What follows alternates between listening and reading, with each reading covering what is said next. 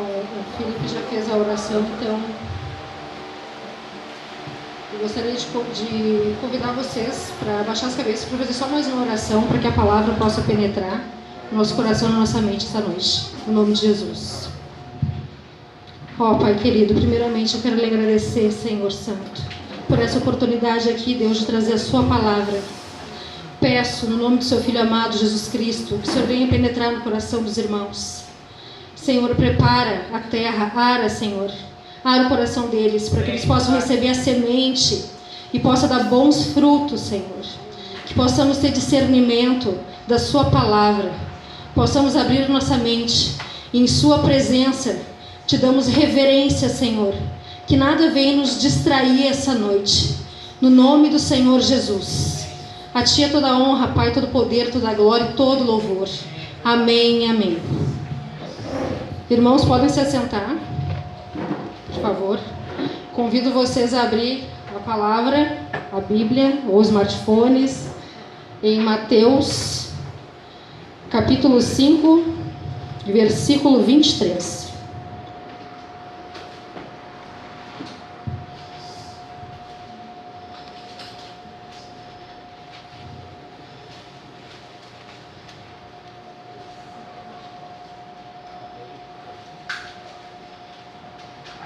Aleluia.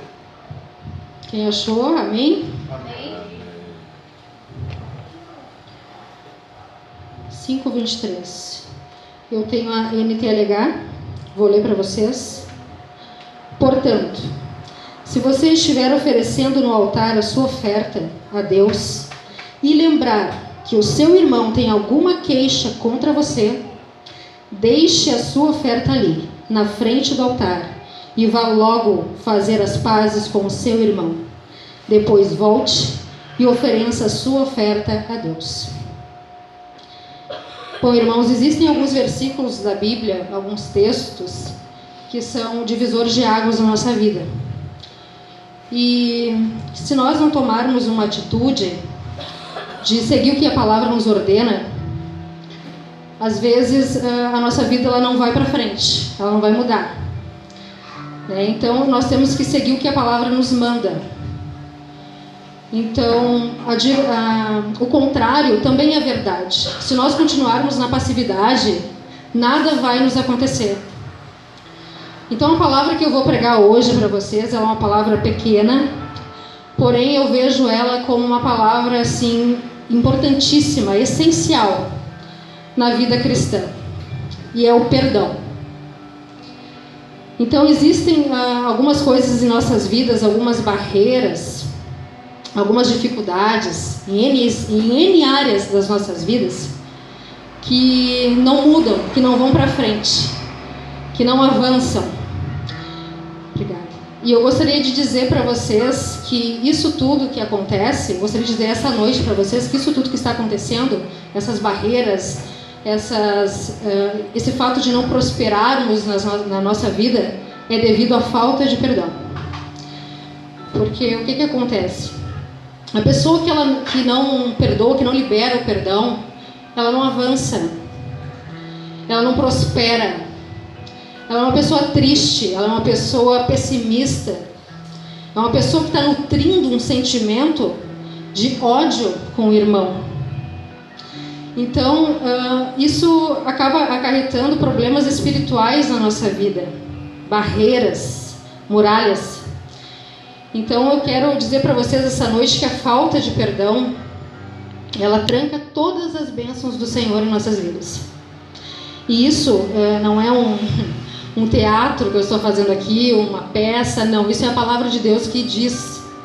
Né? E realmente, se nós não liberarmos o perdão para os nossos irmãos, a nossa vida ela não vai prosperar, ela não vai para frente.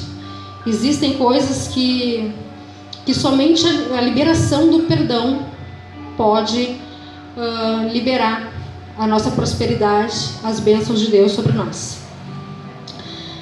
Então, como diz ali na palavra do Senhor, no capítulo 23, versículo 23, capítulo 5, deixa eu ler novamente. Portanto, se você estiver oferecendo no altar a sua oferta a Deus, e lembrar que o seu irmão tem alguma queixa contra você, deixe a sua oferta ali, na frente do altar, e vá logo fazer as pazes com o seu irmão. Depois volte e ofereça a sua oferta a Deus. Aqui, no pano de fundo dessa passagem bíblica, isso aqui relata a época do templo judaico, onde os israelitas e no caso os judeus, se direcionavam até o templo e entregavam um animal em culto, em oferta, aliás, para o Senhor. E qual era a expectativa desses judeus, desses israelitas? Eram que os pecados deles fossem expiados, que eles fossem perdoados dos seus pecados. Então, o que acontece conosco aqui é praticamente a mesma coisa. Quando nós vamos oferecer ao nosso culto aqui na congregação, isso não se limita somente aqui à congregação. Isso se limita nas células, quando nós estamos com 2 ou 3 falando de Cristo e orando e louvando, suplicando. No nosso quarto, quando nós fechamos a porta, nos ajoelhamos, nós estamos cultuando a Deus. Quando nós clamamos, quando nós levantamos as mãos, quando jejuamos, tudo isso é uma devoção a Deus. Tudo que nós devotamos ao Senhor, tudo isso é um culto. Então os judeus, eles faziam isso em processo cultico. E o que é o processo cultico? É exatamente isso. Quando nós nos direcionamos a praticar o culto ao Senhor. E o que acontece? Antes de nós entregarmos a nossa oferta, aqui diz que o Senhor Jesus, o Rei dos Reis, diz assim, deixa ali e vá ter com o seu irmão. Então o que o Senhor Jesus está falando, gente? Isso daqui não é uma brincadeira. Se nós, naquele momento, nos recordar, nos lembrar que nós temos alguma barreira com uma pessoa, alguma mágoa, alguma intriga, estivermos intrigados com alguém, Jesus diz assim, não ore, não entregue o seu jejum. Meu Deus. Não entregue o seu jejum. Jesus, ele não está aceitando a nossa oração, não está aceitando a nossa súplica, o nosso clamor. Isso é seríssimo. Vocês imaginam só uma vida inteira de oração e tu não libera o perdão para aquela pessoa? Ou seja, tu está fazendo uma vida inteira um culto vão para o Senhor. E o que significa vão? Essa palavra é fortíssima. Vão glória, vãs súplicas, vãs orações. O que significa vão? É inútil. Ele não escuta, ele não atende. Então, no momento que nós estamos oferecendo o nosso culto a Deus, não é um culto externo. Quando chega ali um judeu, um israelita, com um bezerro, um animal, não é esse o culto que o Senhor quer da gente. O Senhor quer o culto verdadeiro. O que é um culto para o Senhor Jesus? É um coração contrito, é um coração quebrantado. É tu amar aquelas pessoas que em nosso julgamento humano não merecem ser amadas, O assassino, a prostituta, os covardes, O assassino do teu pai, da tua mãe, do teu filho. Então, Jesus, ele diz assim, vocês têm que perdoar, vocês têm que liberar o perdão. Por quê? Porque a graça, ela vai muito mais além do que o julgamento humano. Quando nós fomos salvos pela graça, com certeza, Jesus disse assim, perdoa, porque eu já te perdoei. Então, no momento que nós negarmos o perdão para alguém, e naquele momento viermos para o culto, ou fecharmos a nossa porta do quarto e formos orar, Jesus não vai ouvir a nossa oração. A nossa oração, ela não vai passar do teto. E isso, assim, para mim, é uma tragédia. Eu orar, e minha oração vai ser ouvida pelo Senhor. E eu vou dizer uma coisa para vocês, essa palavra, ela é para mim, primeiramente. Porque eu tenho dificuldade de perdoar as pessoas. Eu tenho. Porque o que é o perdão? O perdão é quando a gente lembra sem sentir dor. Não é quando a gente, eu te perdoo, e amanhã está fazendo de novo. Ou então eu te perdoo, mas lá no fundinho, tu vai orar e tu vai lembrar daquilo que te falaram, né, daquilo que, né, que te expurgaram ali. Então eu tenho essa dificuldade, mas assim, Jesus falou comigo. E se eu não perdoar, as bênçãos de Deus não vão ser sobre a minha casa, sobre a minha vida, sobre a minha família, sobre a minha vida espiritual. Então eu tomei essa decisão de perdoar as pessoas. Amém, aleluia. Glória a Deus, né? E é isso que eu venho dizer para vocês, que nós temos que tomar essa decisão sim de perdoar. Então eu gostaria de convidar vocês a abrir um outro versículo, um parágrafo aqui, deixa eu verificar. Aleluia. Oh, Deus glorioso.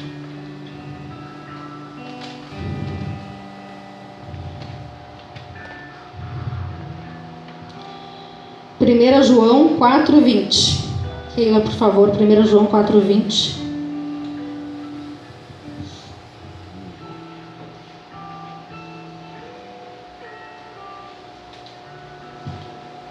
Acharam? Amém. Se alguém diz, eu amo a Deus e odeia seu irmão, é mentiroso.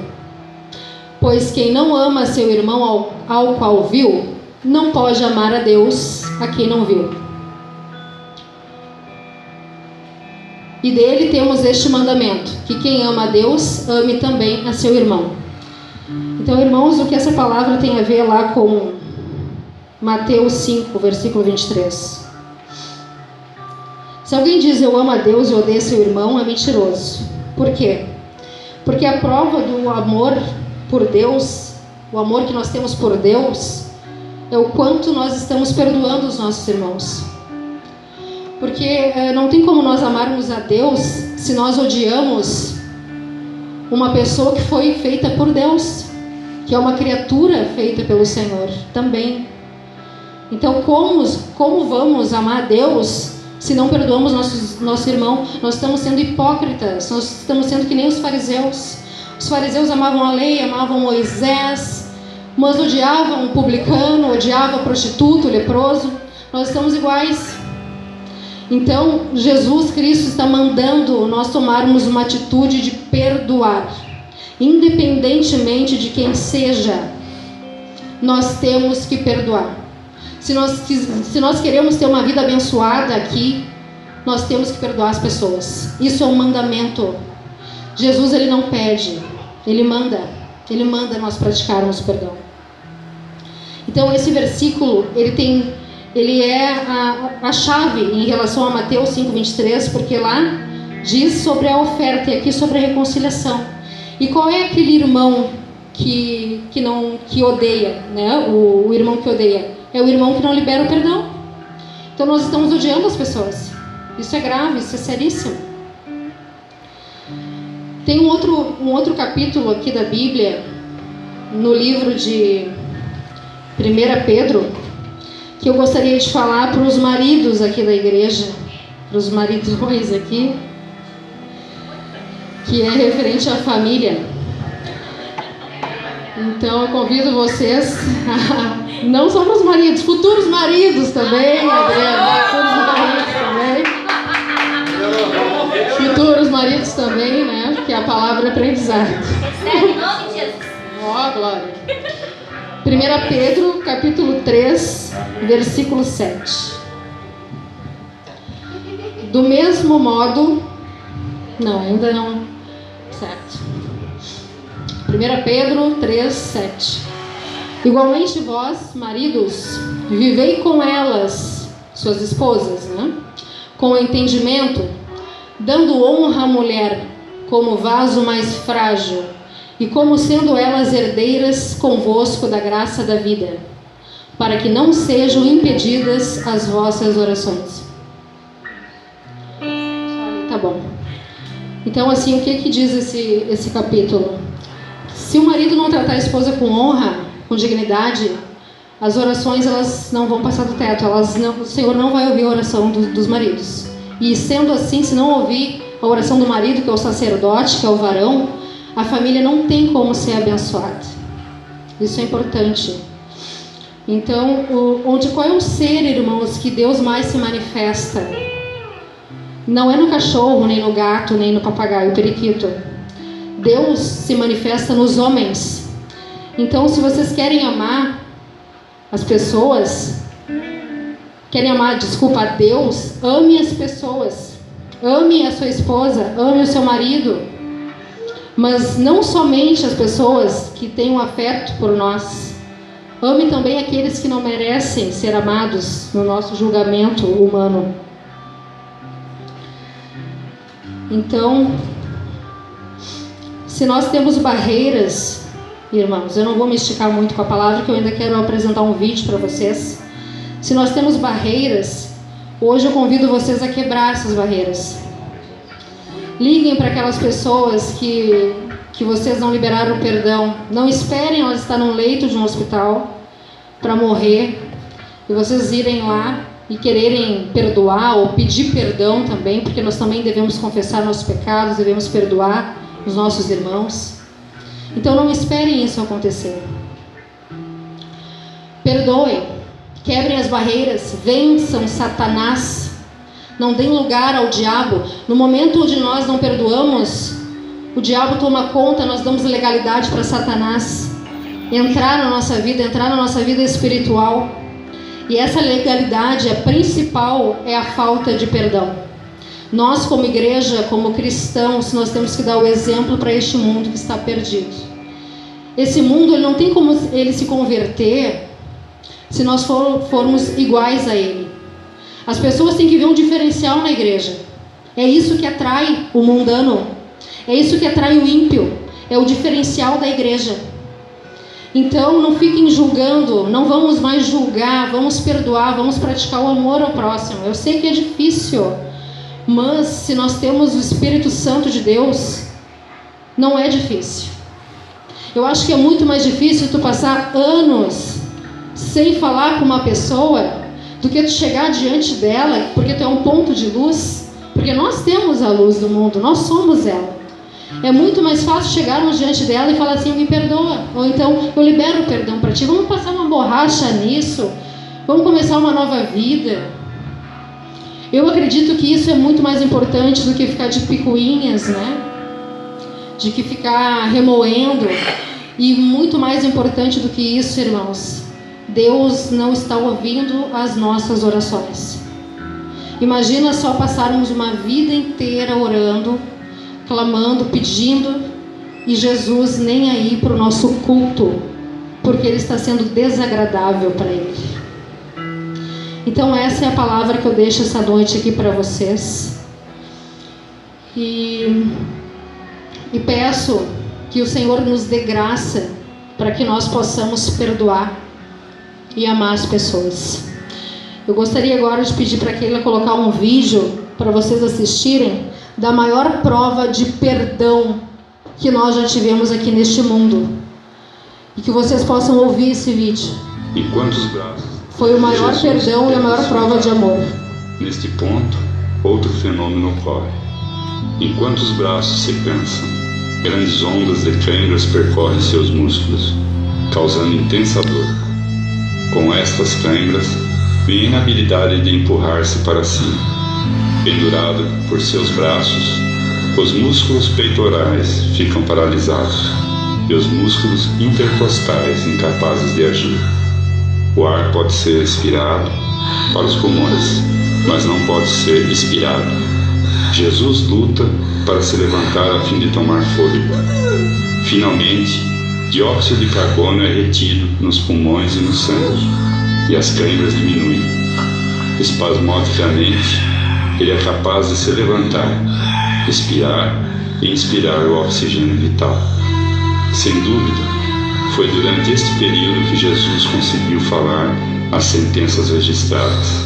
Jesus, olhando para os soldados romanos, lançando sorte sobre suas vestes, disse: Pai, perdoa-os, pois eles não sabem o que fazem.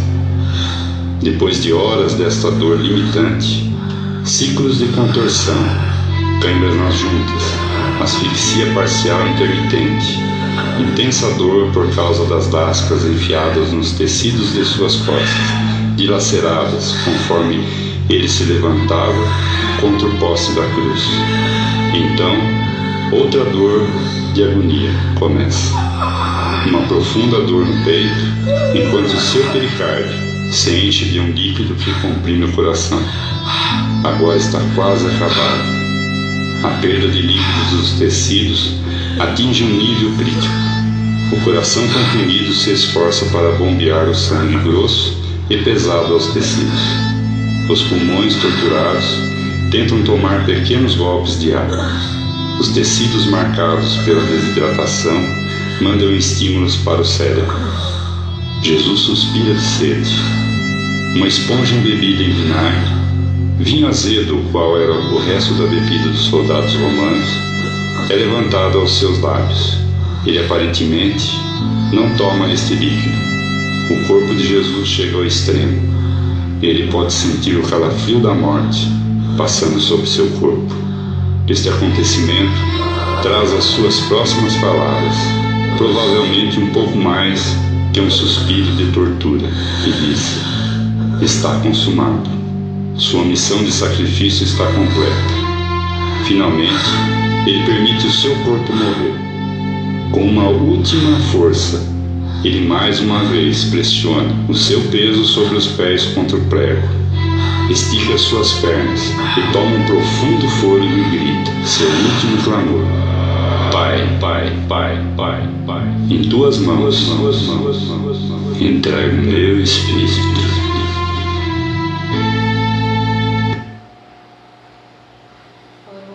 Esse é o vídeo que eu gostaria de passar para vocês, e cada vez que nós não perdoamos um irmão, nós estamos dizendo que essa obra foi inválida. Agora eu entrego o microfone aqui para o Felipe e agradeço a atenção de vocês. Que Deus abençoe a vida de vocês. Amém.